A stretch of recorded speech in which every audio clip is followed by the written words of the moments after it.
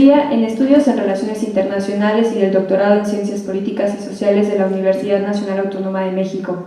Realizó una estancia postdoctoral en el Instituto de Investigaciones Económicas de la Universidad. Es profesora del Centro de Relaciones Internacionales en el área de Política Internacional de la Facultad, en donde ha impartido las asignaturas de Política Internacional Contemporánea, Seminario de Relaciones Internacionales, Desarrollo Humano, Tendencias Actuales de las Relaciones Internacionales, El Sistema Mundo en la Posguerra Fría y Política Mundial II. Ha sido coordinadora e investigadora de los proyectos Análisis de la Sociedad Internacional hacia el Orden Mundial del siglo XXI, Educación, Justicia Social, Seguridad y Desarrollo,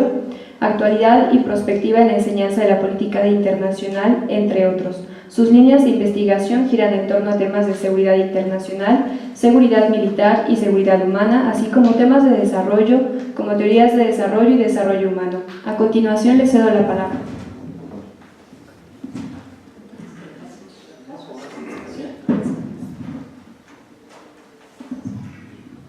Buenas tardes a todas y a todos.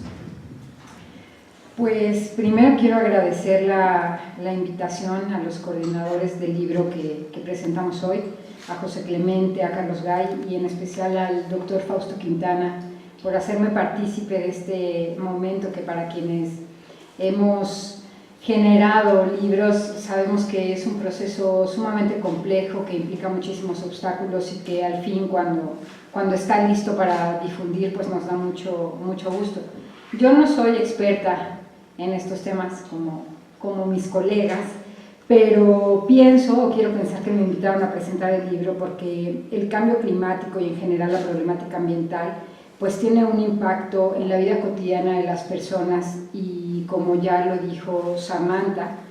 los temas en los que yo me especializo, seguridad humana por ejemplo, pues se ve reflejado todo lo que está aconteciendo alrededor del cambio climático. Fausto ya adelantaba un poco el impacto que puede tener en la seguridad alimentaria de los seres humanos. Y otra cosa que me gusta mucho y que creo que también por eso me invitaron es porque estos temas medioambientales, el cambio climático,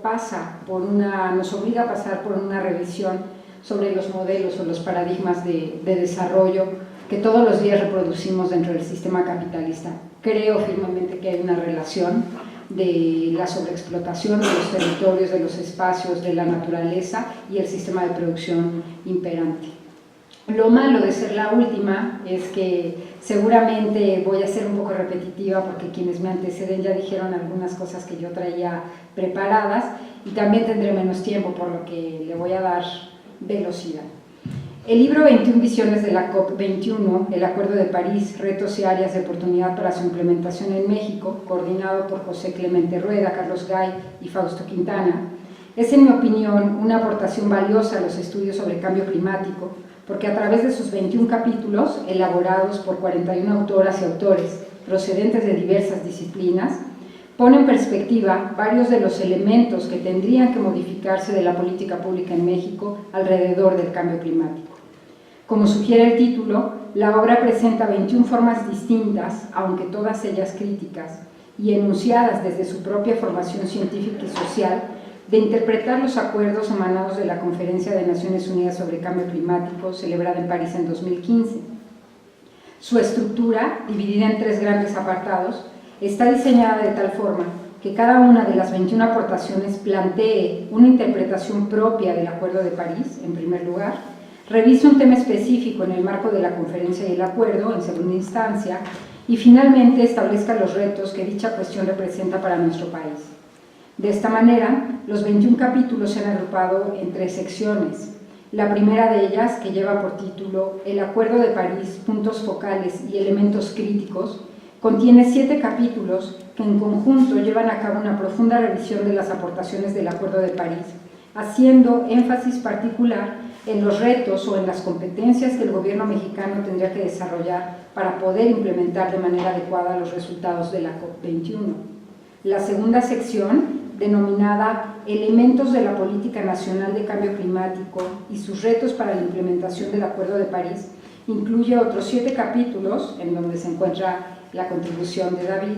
que dan cuenta sobre políticas específicas en el ámbito de la mitigación y la adaptación que ya se llevan a cabo en el territorio nacional y en diversos niveles de gobierno pero que pueden verse modificadas sustantivamente con la entrada en vigor del Acuerdo de París.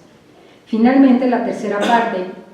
que lleva por título, y es mi favorita, temas enunciados pero no consolidados en el Acuerdo de París, áreas de oportunidad para la política nacional de cambio climático, está compuesta por los 7 capítulos restantes que abordan lo que los autores han denominado temas inconclusos de la COP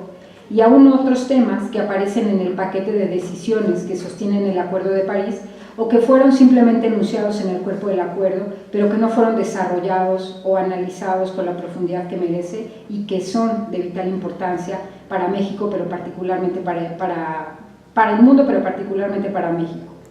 Si bien los 21 capítulos del libro son relevantes y tendrían que revisarse en su conjunto para tener un panorama valioso de la COP, quisiera concentrarme muy brevemente en 3 de las aportaciones. 3 capítulos que por la formación profesional de sus autores son de especial interés para los estudiosos e interesados en las ciencias sociales, particularmente para mí, y quiero aclarar que ese fue el único criterio de mi elección. En el primero de ellos, Bosques, Comunidades Forestales y Cambio Climático,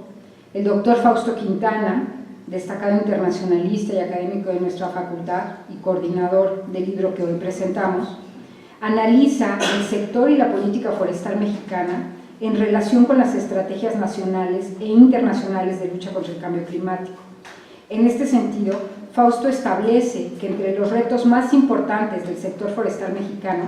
están aquellos asociados, y esto es muy importante, con las condiciones estructurales de pobreza de la población de las áreas forestales del país, la desigualdad e inequidad económica, la inseguridad alimentaria, cambios de uso de suelo por modelos agropecuarios, prácticas extractivistas mineras y el crimen organizado. En su análisis, Fausto establece una asociación indisoluble entre los bosques y el cambio climático, asociación que, como ya lo he mencionado, fue integrada en la Convención Marco de las Naciones Unidas sobre Cambio Climático a través de la promoción de la gestión sostenible de los bosques y del fomento de la cooperación internacional. Al respecto, el autor menciona que los compromisos de reducción de emisiones de gas de efecto invernadero asumidos por México ante la COP21 y que tendrían que desarrollarse para el 2030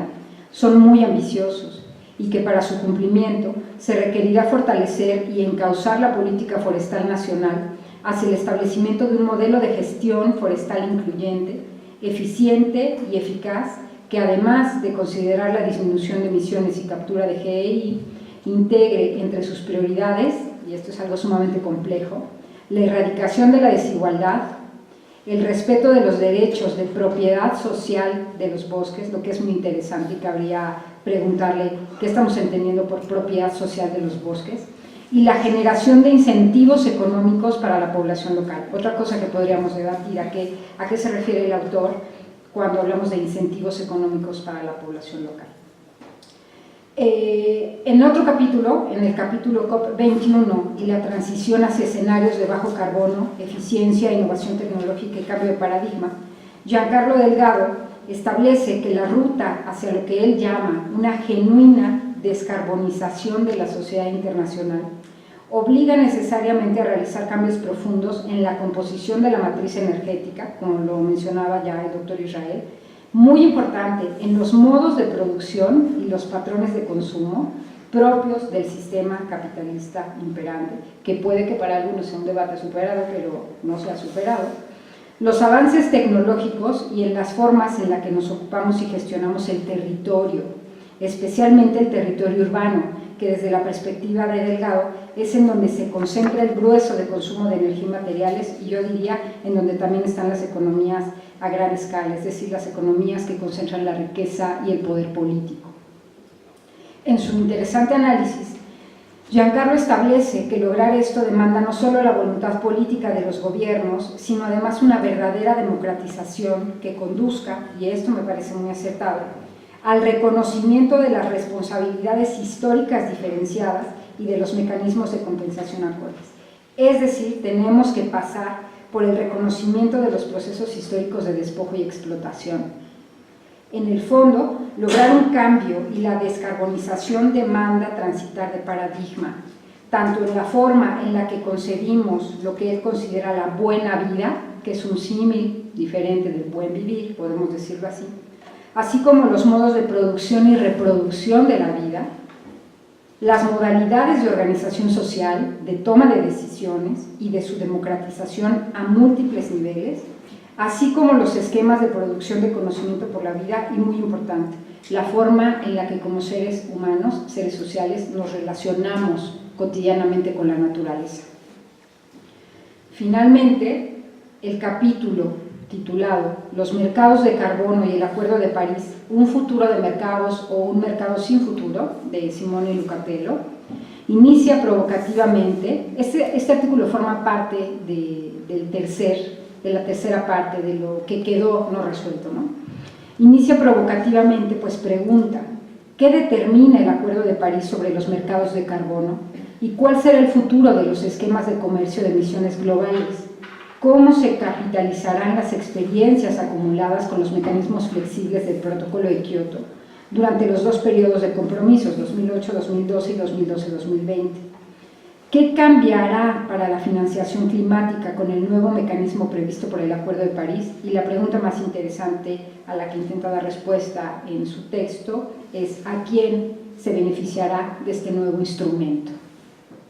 Desde su perspectiva, el Acuerdo de París plantea escenarios inciertos para el tema de los mercados de carbono, porque después del 2020, a pesar de que pueden ofrecer certidumbre jurídica y funcionar como señales importantes a los mercados para que se reactive el comercio de emisiones globales, la decisión de la comunidad internacional en la COP21 fue la de incluir la creación de un nuevo mecanismo de mercado de carbono global, sin un nombre definido y, lo más importante o lo más peligroso, sin reglas claras para su implementación a mediano y largo plazos. Lo que Lucatello pone en medio del debate, que considero es de vital interés, es que en el Acuerdo de París no existe una referencia explícita a las palabras mercados de carbono o mecanismos de mercado de carbono, como sí hubo en Kioto, y la voluntariedad de los países para reducir emisiones con base a sus propias determinaciones nacionales. Lucatello pregunta nuevamente a quién podría beneficiar el acuerdo, dada su poca claridad. En fin, ¿por qué el libro que presentamos hoy es una aportación muy importante para los científicos sociales y para los no científicos sociales? En términos generales, por los alcances del cambio climático. Los últimos 50 años, al menos, las actividades humanas y en particular la combustión de combustibles fósiles han liberado cantidades de dióxido de carbono y otros gases de efecto invernadero suficientes para afectar el clima mundial. La concentración atmosférica de dióxido de carbono ha aumentado en más de un 30% desde los tiempos anteriores a la revolución industrial. Hay una vinculación que no podemos negar. Los consiguientes cambios del clima mundial conllevan a una serie de riesgos para la humanidad que van desde el aumento de la mortalidad por las temperaturas extremadamente elevadas o el cambio de la distribución de las enfermedades infecciosas, por ejemplo, hasta el crecimiento del nivel del agua por la fusión de porciones de hielo polar, lo que originaría la desaparición de Holanda, el sur del estado de Florida, la bahía de San Francisco en Estados Unidos, los alrededores de Pekín y Shanghái en China, Calcuta en India y Bangladesh, en donde viven aproximadamente 60 millones de personas. La elevación del nivel del mar aumenta el riesgo de inundación de las costas y podría causar desplazamientos de la población, ya lo hace. Más de la mitad de la población mundial vive en una franja costera de 60 kilómetros de ancho. Además de producir directamente lesiones y muertes, las inundaciones pueden aumentar el riesgo de infecciones transmitidas por el agua y por sus vectores. Los desplazamientos de la población pueden aumentar las tensiones y ocasionar conflictos.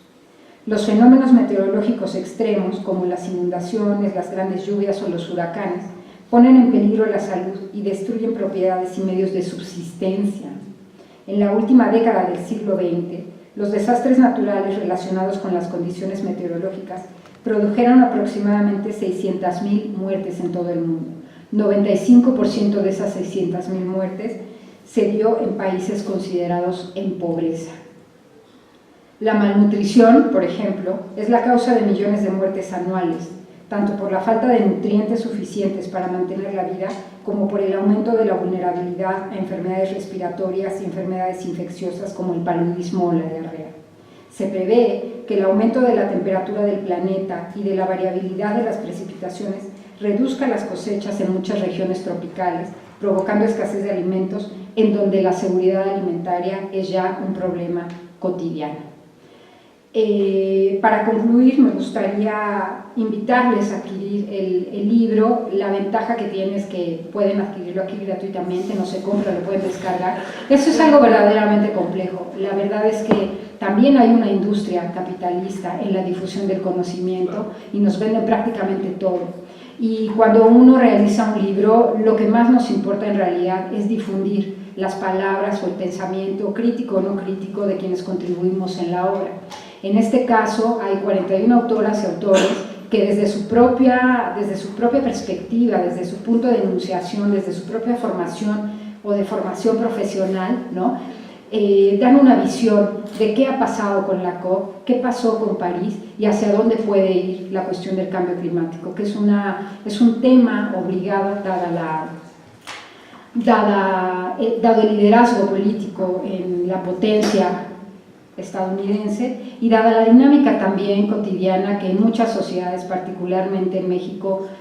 vemos interrumpida por las cuestiones del clima. Y en este sentido, bueno, los invito a que revisen el libro, a que lo lean, a que lo difundan, a que se informen y sobre todo a que seamos congruentes también en lo cotidiano con nuestra manera crítica de ver y de percibir la vida.